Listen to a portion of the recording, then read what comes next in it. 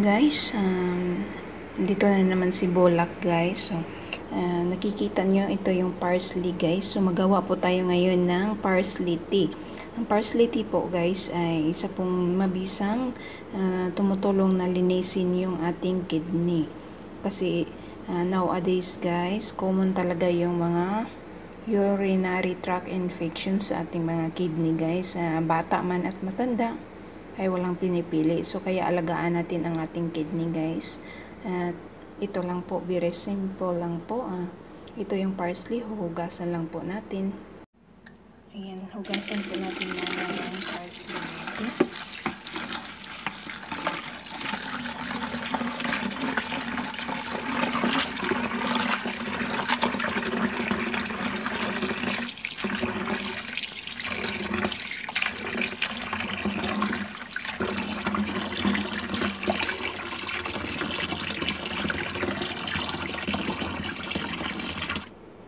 And then after natin mahugasan guys, ilalagay lang po natin dito sa small kettle. So, ayan na siya.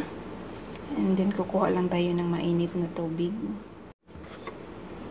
And then we will put the hot water. And then pakuluan natin siya guys na mga 5 minutes or 5 minutes lang siya. Kasi mainit na tong tubig. So, ganyan lang po siya kasimple.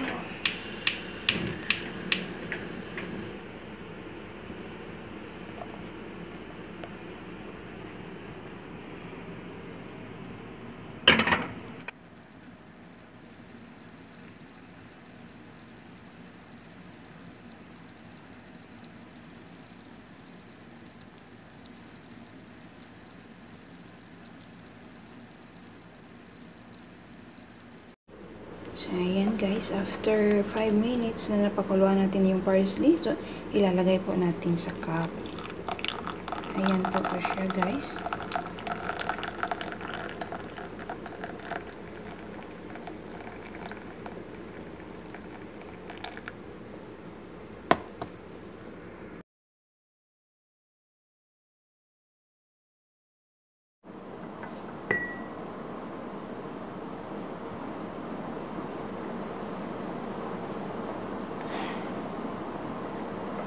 So guys, kung gusto nyo pong maglagay ng lemon or honey, you can add lemon and honey in this parsley tea guys if you want. But sa akin guys is hindi na ako naglagay kasi okay na sa akin yung taste.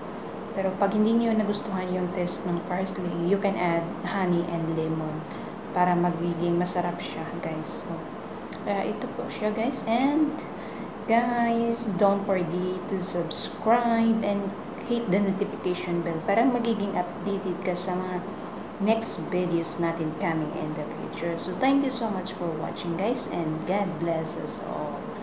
So, mag-parsley tea ka na parang malinis ang iyong kidney.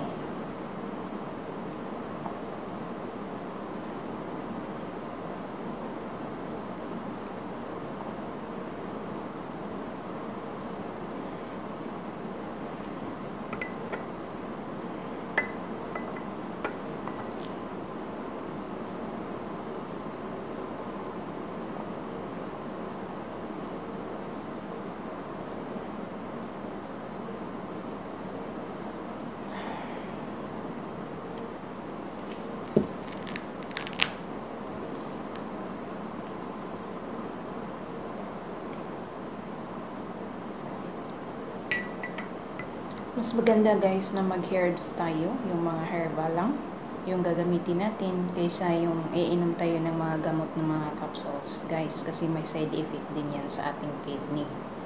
So, ito guys, mabibili mo to sa market, dito sa Saudi guys is just only 1 real yung isang pirasong parsley. So, sa isang real mo, so napaka-maraming benepisyo na makukuha mo sa iyong katawan at lalo na especially sa ating kidney. Kasi lilinisin niya guys, so tatanggalin niya yung mga toxins sa ating kidney na andun nakabarado. Yung maiwasan natin yung kidney stone. So guys, kasi mahirap talaga guys pag yung kidney na natin yung magkasakit guys. So, kaya kailangan alagaan natin. Ayan. So sana naman ang video na to ay nakatulong sa inyo. So please keep sharing this video guys para maraming mga kababayan natin na ating matulungan. So, but guys, disclaimer po, si Bulak OFW ay hindi po isang health expert.